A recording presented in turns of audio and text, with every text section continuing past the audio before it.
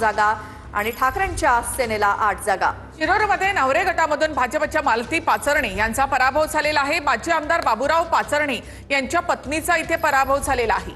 राष्ट्रवादीच्या वृषाली वाळके या 126 मतांनी तिथे विजयी झाले आहेत। राष्ट्रवादीच्या वृषाली वाळके 126 मतांनी विजयी। पोस्टल मतमोजणी ही त्यामध्ये निर्णायक ठरली आहे। पोस्टल मतमोजणी यामध्ये निर्णायक ठरली आहे। नवरे गटामधून भाजपच्या मालती पाचरणे यांचा पराभव झालेला आहे। सांगोल्याच्या जवळा गटामधून राष्ट्रवादीचा विजय झालेला आहे। सांगोल्याच्या जवळा गटामधून राष्ट्रवादीचा विजय। राष्ट्रवादीचे उमेदवार अतुल पवार या ठिकाणाहून आघाडीवर आहेत। माजी आमदार दीपक साळुंखे यांच्यासाठी हा मोठा धक्का।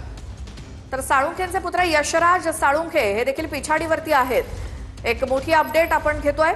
सांगोल्याच्या जवळा गटातनं राष्ट्रवादीचा विजय झालेला आहे। मात्र दुसरीकडे जवळा गटातनं राष्ट्रवादीचे उमेदवार हे अतुल पवार हे आघाडीवरती असताना माजी आमदार दीपक साळुंखे यांना मात्र धक्का मानला जातोय, कारण त्यांचे पुत्र यशराज साळुंखे हे सध्या पिछाडीवर आहेत।